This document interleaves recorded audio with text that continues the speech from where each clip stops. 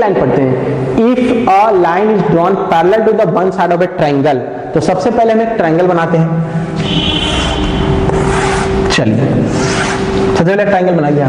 If a line drawn parallel to the one side of a triangle, एक side के parallel line draw कीजिए। तो ये हमारा पैरेलल है ना, तो यहीं पे हम पैरेलल लाइन ड्रॉ कर लेते हैं। चलिए ड्रॉ हो गया।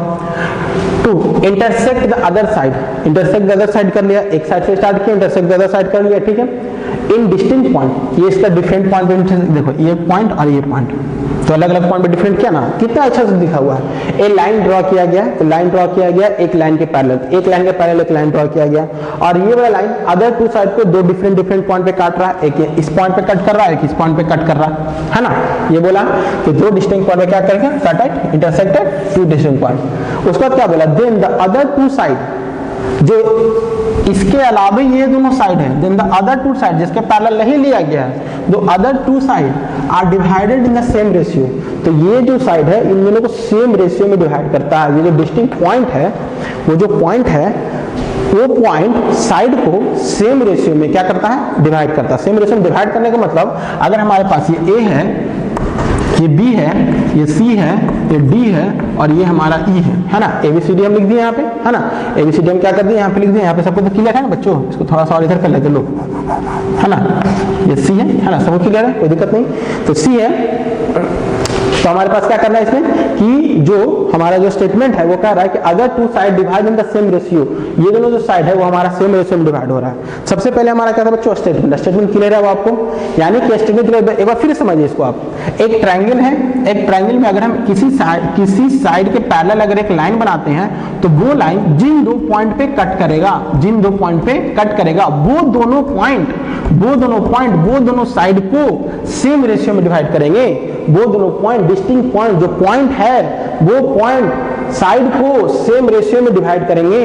जो पॉइंट है वो साइड क्या करेंगे, सेम रेशियो में डिवाइड करेंगे। क्या ये कॉन्सेप्ट क्लियर है ना, बहुत अच्छे से क्लियर है कि सर कोई भी अगर ट्रायंगल है उसके एक साइड के पैरेलल अगर हम एक लाइन लेंगे तो वो लाइन दो पॉइंटों को कट करेगा, और वो दोनों पॉइंट यानी ये पॉइंट और ये पॉइंट इन दोनों साइड को सेम रेशियो में डिवाइड करेंगे। कहने का मतलब सेम रेशियो में डिवाइड करने, यानी कि कहीं ना कहीं हमको ये कह रहा है, वो क्या कह रहा है यहाँ पे, ये कह रहा है कि AD upon DB is equal to AE upon EC। ये प्रूफ करने के लिए कह रहा है। स्टेटमेंट में आपको दो चीज होता है बच्चों, जो मुझे ध्यान रखना है। जो थ्योरम प्रूव करते हैं उसमें दो चीज होता है, उसमें एक होता है गिवन डेट, एक होता है प्रूफ डेट। आपको खुद से आइडेंटिफाई करना है कि क्या इसमें गिवन डेट है, क्या इसमें प्रूफ डेट है। इसमें गिवन डेट है कि लाइन पैरेलल है, गिवन डेट क्या है कि लाइन पैरेलल है। अब आपको प्रूफ डेट क्या करना है कि अदर टू साइड में डिवाइड होगा, यानी कि ये आपका ट्रू प्रूफ है। इसको आप प्रूव करने वाले हैं, इसको आप क्या करने वाले हैं, प्रूव करने वाले हैं। हर स्टेटमेंट, हर थ्योरम में आपका यही है, हर थ्योरम में आपका क्या यही है। कुछ कुछ थ्योरम में आपको लिख देगा कि ये प्रूव करना है कि prove that this equal to that, या फिर व्हाटएवर। बट कुछ कुछ थ्योरम में आपको खुद से आइडेंटिफाई करना है कि आपको क्या करना है। हर थ्योरम में, फिर से बताते हैं, हर थ्योरम में आपको कुछ गिवन डेट होगा और कुछ प्रूव डेट होगा। गिवन डेट को आइडेंटिफाई कीजिए, प्रूव डेट को आइडेंटिफाई कीजिए। इसमें हमारा गिवन डेट था कि लाइन पैरेलल जा रहा है, तो फिर प्रूव डेट क्या करना था कि सेम रेशियो में डिवाइड करता था। चलो हम गिवन डेट में लिख देते हैं। इसमें क्या गिवन है, गिवन है ट्रायंगल एबीसी में डी पैरेलल बीसी है, यही ना गिवन है। सिर्फ गिवन तो हमारा ये कि ट्रायंगल एबीसी में डी पैरेलल क्या है, हमारा बीसी है। तो यहाँ तक में कोई दिक्कत नहीं है बच्चों को, है ना। आगे थोड़ा सा बढ़ते हैं। अब हमारा इसमें कंस्ट्रक्शन लेना है बच्चों, क्या लेना बच्चों, करना है इसमें हमको कंस्ट्रक्शन। इस कंस्ट्रक्शन को आप जैसे भी कर लीजिए, इसको याद ही कर लीजिए, जनरली ज्यादा अच्छा रहेगा। तो कंस्ट्रक्शन में क्या लेना होता है, कंस्ट्रक्शन इसको यहाँ पर हम लिख देते हैं।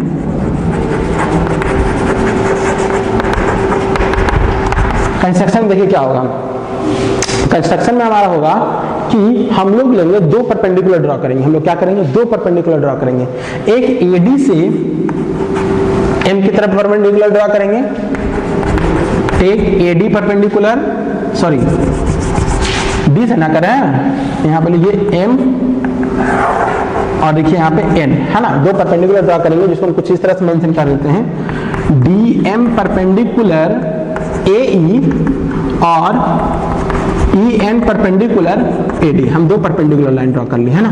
क्या क्या किए हैं कि यहाँ पे भी परपेंडिकुलर का साइन दे दीजिए, EN परपेंडिकुलर AD और DM perpendicular AE, EN perpendicular DE और EN परपेंडिकुलर AE।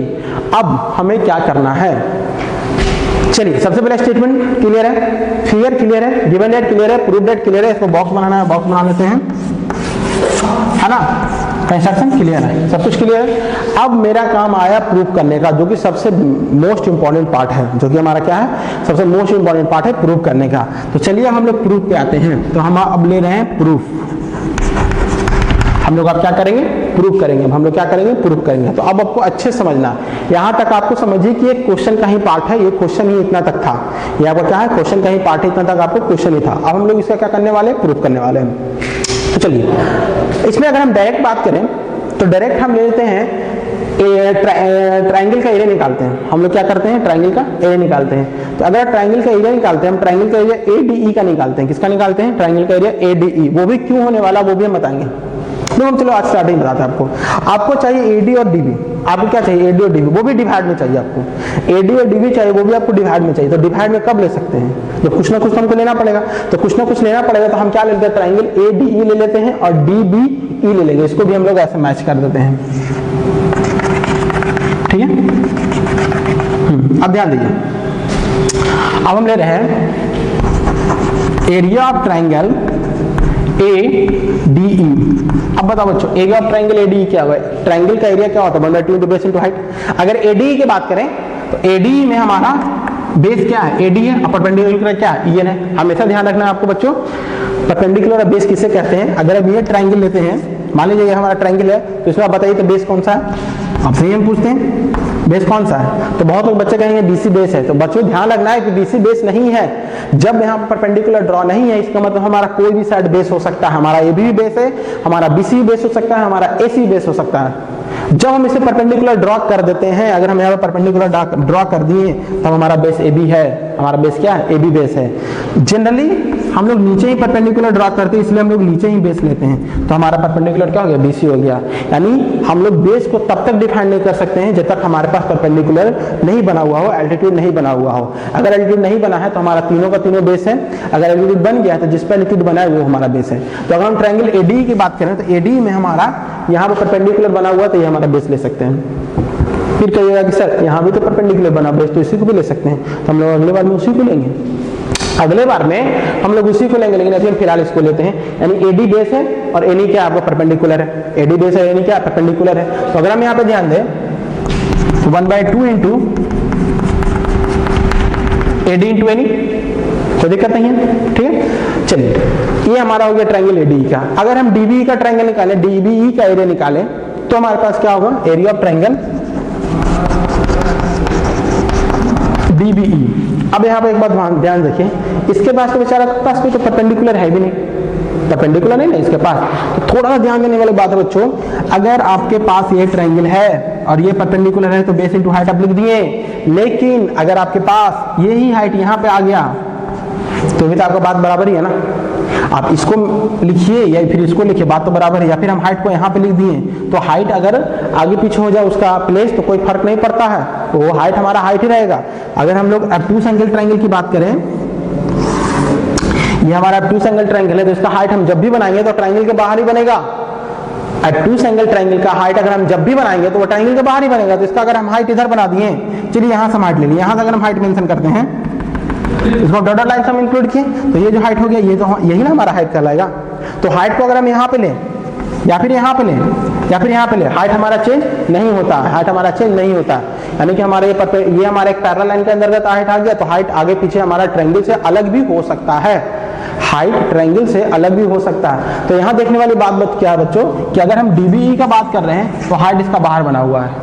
तो हाइट कहाँ बना हुआ है, इसका बाहर बना हुआ, जैसे NE बना हुआ, बाहर बना हुआ, यानी कि बेस तो हमारा BD ही होगा ना। आप इस फिगर से इमेजिन कीजिए ना, इस फिगर से आप इमेजिन करने की कोशिश कीजिए, जैसे आपके पास एक हमारा इस तरह से ट्रायंगल है, ठीक है, इस तरह से ट्रायंगल है, तो बेस आपका ये, हाइट ये हो रहा है, तो ये हमारा बेस है और ये हमारा क्या हाइट है। ये बेस हमें क्या रहा है, हाइट है, क्योंकि जहां पे परपेंडिकुलर बनेगा बेस को हमको कंसीडर करना है, तो ये बेस हो गया, ये हाइट हो गया। तो इस ट्रायंगल में DBE ट्रायंगल में बेस कौन हो रहा है बच्चों, आप ही बताओ। DBE ट्रायंगल में बेस कौन सा हो रहा है, DBE ट्रायंगल में बेस हो रहा है DB और हाइट हो रहा है क्या, NE। हाइट क्या हो रहा है, NE। तो इसमें भी हमारा क्या हो जाएगा, इसमें भी जो हमारा होगा 1/2 इंटू BD इंटू एनी, क्या कोई दिक्कत है यहाँ पे? हम एडी का ट्रायंगल के लिए निकाल लिए बहुत अच्छे से, कोई दिक्कत नहीं। हम बीडी ट्रायंगल के लिए निकाल लिए, कोई दिक्कत नहीं, क्योंकि हमको कॉन्सेप्ट पता था, कॉन्सेप्ट के अनुसार हम ट्रायंगल के लिए निकाल लिए। ये हमारा इक्वेशन 1 इक्वेशन 2। अगर हम इन दोनों को डिवाइड कर दें, अगर हम क्या कर दें, दोनों को डिवाइड कर दें, तो area of triangle ADE divide upon area of triangle DBE, इन दोनों को डिवाइड करते हैं 1/2 इंटू AD इंटू NE, और इन दोनों को डिवाइड करते हैं 1/2 into BD into NE। Cancel cancel cancel cancel, क्या निकला बच्चों? Area of triangle ADE divide by area of triangle DBE is equal to AD upon BD। क्या निकल के आ गया हमारे पास? AD upon BD। तो इससे हमको बहुत बड़ा फायदा हो गया बच्चों, इससे हमको सब बहुत बड़ा फायदा हो गया। और ये क्यों नहीं है, अब आपको समझ में आ रहा है कि हमको एरिया ही क्यों निकालें। हम एरिया इसलिए निकाले थे ताकि हमारे पास AD अपॉन BD आ जाए। क्या आ जाए? AD अपॉन BD आ जाए। एक हमारा आधा पार्ट आ गया। अब हमको आधा पार्ट आ गया, आधा पार्ट और लाना है। आधा पार्ट आ गया और आधा पार्ट क्या करना है? और लाना है। तो आधा पार्ट भी तो हमारा उसी तरह से आ जाएगा ना, जिस तरह से हम इसका एरिया निकाले। जिस तरह से, जैसे कि हम यहाँ पे आपको लिख लिए, यहाँ पे मेंशन कर लिए, यहाँ पे आपको कोई दिक्कत नहीं है ना, यहाँ पे आपको समझने में कोई दिक्कत नहीं है। ऐसे करते हैं हम, इसको आगे बढ़ाते हैं, इसको इरेज करते हैं। थोड़ा सा हमको इरेज करने की आवश्यकता पड़ जाएगा, हमको यहाँ पे इरेज करने की आवश्यकता पड़ जाएगा। ऐसे कि आप यहाँ तक इसको नोट डाउन कर लीजिए, सब लोग इसको पाउच करके कॉपी कलम लेकर के इसको नोट डाउन कर लीजिए, ज्यादा अच्छा रहेगा, क्योंकि नोट डाउन करते जाइएगा तो ज्यादा अच्छा समझ में आएगा। तो हम क्या बता रहे थे बच्चों? हम बता रहे थे कि यहाँ पे AD डिवाइड बाय BD आ गया, AD डिवाइड बाय BD आ गया, यानी आधा पार्ट आपका आ गया है। अब आपको आधा पार्ट और लाना है। अब आपको क्या करना है? आधा पार्ट और लाना है, उसके बाद आपको क्या कर देना है? प्रूव कर देना है। तो जिस तरह से हम ये लाए हैं, यानी कि हम क्या क्या लिए थे? Triangle ADE। कौन कौन ट्रायंगल लिए थे? ट्रायंगल ADE और ये दोनों ट्रायंगल लिए थे। अब इस बार कौन सा ट्रायंगल लेंगे? फिर से लेंगे ट्रायंगल ADE, फिर से ट्रायंगल ADE लेंगे, लेकिन इस बार बेस क्या लेंगे? AE को बेस लेंगे। तो जब AE बेस होगा तो हमारा DM परपेंडिकुलर हो जाएगा। AE बेस होगा तो हमारा क्या परपेंडिकुलर हो जाएगा? DM परपेंडिकुलर हो जाएगा। फिर इसी बेस होगा तो हमारा AE परपेंडिकुलर हो जाएगा।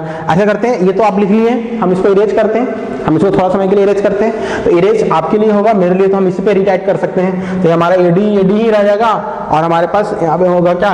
DEC, यहाँ पे सिर्फ हमारा E हो जाएगा। तो ये हमारा ये चेंज होगा थोड़ा सा, ठीक है। ये हमारा ऐसे ही रह जाता, इसको थोड़ा सा ऐसे इरेज ही कर देते हैं, फिर से हम लिख देंगे, ज़्यादा अच्छा रहेगा। हम इसको आपके लिए हम फिर से लिख देंगे। आपका सब कुछ नोट डाउन है क्या हुआ? तो कहाँ तक पहुंचे थे? AD। अब फिर से हम AD को लेंगे, अगेन है यहाँ से हमारा, आगे से हमारा जो पिछला हमारा पिछला लिया हुआ तो उसको हम इक्वेशन 1 लिख देते हैं ना, ज़्यादा अच्छा रहेगा।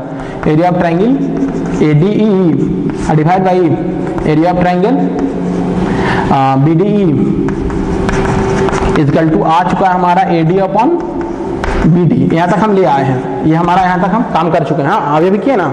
चलिए अब हम लेते हैं ADE और DEC। क्या लेते हैं? DEC। इसमें हमारा क्या हो जाएगा? AE और DM, और इसमें हमारा क्या हो जाएगा बच्चों? EC और DM, है ना। यही भी तो हमारा बेस है, और ये हमारा क्या बन रहा है? हाइट बन रहा है। उसी तरह जिस तरह से इसमें हाइट बन रहा था, फिर हम इन दोनों को डिवाइड करते थे। यहाँ पे हम इक्वेशन 3 लिख देते हैं, यहाँ पे इक्वेशन 4 लिख देते हैं। ये 3 हो गया, ये 4 हो गया। तो area of triangle ADE DC, तो आपके पास क्या होगा? इन दोनों को डिवाइड कीजिए जल्दी से बच्चों, है ना। फिर से बताओ, DM कैंसिल, 1/2 कैंसिल। आपके पास आ गया क्या? आपके पास आ गया। तो आपके पास आ गया बच्चों area of triangle ADE divide by area of triangle DEC equal to AE upon EC। आपके पास यहाँ तक आ गया। तो इसको हम लोग 3, 4 लिए थे ना, इसको भी एक इक्वेशन मान लेते हैं। अच्छा, इसको 5 मान लेते हैं, क्या दिक्कत है? इसको 5 मान लेते हैं, इसको क्या मान लेते हैं? 6 मान लेते हैं। अब आपको थोड़ा सा ध्यान देने वाली बात है बच्चों, आपके पास AD अपॉन BD भी आ गया है, आपके पास AE अपॉन EC भी आ गया है। आपको इस दोनों को इक्वल करना है, आपको RHS को इक्वल करना है, दोनों का RHS को इक्वल करना है। दोनों का RHS इक्वल कब होगा? जब दोनों का LHS इक्वल होगा। अगर इन दोनों का LHS इक्वल हो गया तब हमारा बात बराबर आ गया। अगर इन दोनों का LHS इक्वल हो गया तब हमारे पास काम बन गया ना। अब LHS इक्वल कैसे होगा भाई? तो ऊपर ADE है, ऊपर ADE है, यहाँ तक तो ठीक है। नीचे यहाँ पे DEC है, और यहाँ पे नीचे क्या है? DBE है। यहाँ पर नीचे DBE है और यहाँ पे नीचे DEC है। अगर ये दोनों ट्राइंगल का एरिया इक्वल होगा तभी हमारा काम बनेगा, नहीं तो हमारा काम नहीं बनेगा। क्योंकि अब हम लोग 75% का 90% क्वेश्चन सॉल्व कर चुके हैं। हमारे पास AD अपॉन BD लाना था, हम AD अपॉन BD कैलकुलेशन करके ले आए। हमारे पास AE अपॉन EC लाना था, हमको AE अपॉन EC कैलकुलेशन करके ले आए। और तो और दोनों का हमारा LHS में आपका न्यूमरेटर भी सेम है, सिर्फ डिनोमिनेटर में अंतर आ रहा है। तो अभी तक हम बच्चों पैरेलल लाइन का यूज नहीं किए, इसका यूज अभी तक नहीं आया है। अब इसका यूज करने का बारी आ गया, अब इसका यूज करने का टाइम आ गया। अब आप याद करो, क्लास 9 में एक थ्योरम पढ़े होंगे आप, क्लास 9 में एक थ्योरम पढ़े होंगे कि यदि कोई दो ट्राइंगल का, आप इस तरह से पढ़े होंगे, अगर कोई एक बेस है, एक ये ट्राइंगल है और एक ये ट्राइंगल है, और दोनों सेम पैरेलल लाइन के बीच में है, दोनों सेम पैरेलल लाइन के बीच में अगर बेस सेम है तो ट्राइंगल का एरिया इक्वल होता है। Area of similar, area of congruent triangle में पढ़े हैं ना, यदि कोई दो ट्राइंगल का बेस सेम है और दोनों सेम पैरेलल लाइन के बीच में है तो दोनों का एरिया क्या होता है? इक्वल होता है। If two triangle have same base and they are line between same parallel lines then the area of both triangle are equal. तो यहाँ पे क्या, दोनों पैरेलल लाइन है और दोनों पैरेलल लाइन है और डी क्या, दोनों का बेस सेम है। आप दोनों ट्राइंगल में ट्राइंगल DBE और ट्राइंगल DEC को फिगर देखिए, आप DBE और DEC को फिगर देखिए। DBE कहाँ है? DBE और DEC कहाँ है? DEC, यही है ना DEC। आप फिगर देखिए, फिगर में क्या आपको DE दोनों कॉमन लग रहा है? यस, DE कॉमन है। क्या DE पैरेलल BC है? DE पैरेलल BC है? यस, DE पैरेलल BC तक तो काम बन गया आपका। इसका मतलब ये है कि DBE और DCE दोनों का एरिया आपका क्या है? बराबर है। DBE और DEC का एरिया क्या है आपका? दोनों बराबर है। तो अभी हम यहाँ पे मेंशन कर देंगे। मेंशन क्या करेंगे? यहाँ पे स्पेस है ना हमारे पास, हम यहीं पे लिख देते हैं, है ना, यहीं पे हम लिख देते हैं। कोशिश करते हैं कि यहाँ तक आ जाए, नहीं तो हमको कोई एज करना पड़ेगा। बी नो डैट हम लिख देंगे, क्या हम जानते हैं? If two triangle have same base and they lie in same parallel line then their area are same।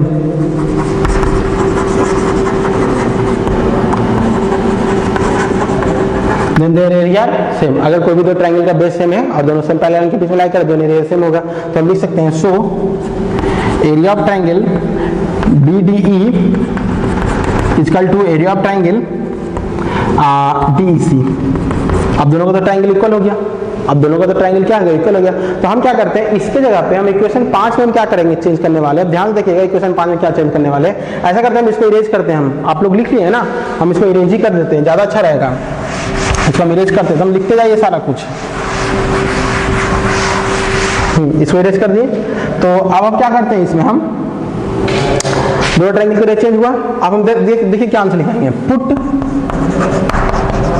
The value of area of triangle क्या DB है ना, इसको DB लिखो, कोई दिक्कत नहीं है। DB इन इक्वेशन 5 हम क्या लिखे हैं? ध्यान देखिए हम क्या लिखे हैं इस चीज को। इसके बाद हम क्या लिखे हैं, इसको ऐसा करते हैं। इसके बाद हम क्या लिखे हैं कि जो DBE का वैल्यू है, जो DBE का वैल्यू है, उसका वैल्यू में हम इक्वेशन 5 में पुट करते हैं। तो DBE का क्या वैल्यू? DBE का वैल्यू DEC और DEC का वैल्यू में यहाँ पुट कर देते हैं। DEC का वैल्यू क्या पुट करते हैं? हम यहाँ पुट कर देते हैं। तब हमारे पास इक्वेशन 5 जो बनेगा वो कुछ किस तरह से बन जाएगा? ADE डिवाइड बाई DBE की जगह पे क्या लिखाएगा? अब हमारे पास DBE की जगह पे क्या लिखाएगा? DEC लिखाएगा। क्या लिखाएगा बच्चों? DEC। और हमारा इक्वेशन 5 का सब तो सेम ही रहेगा, सब तो सेम ही नहीं रहेगा। इक्वेशन 5 में जो था सब कुछ सेम रहेगा, खाली DB का वैल्यू लिखा गया। DB का वैल्यू DEC था, तो हम DEC लिख दिए।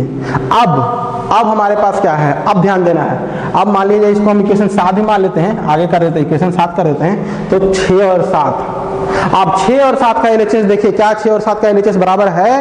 तो यस सर, 6 और 7 का LHS बराबर है। तो कोई भी इक्वेशन में अगर LHS बराबर होगा तो RHS क्या होगा? बराबर होगा। फ्रॉम 6 and 7 LHS बराबर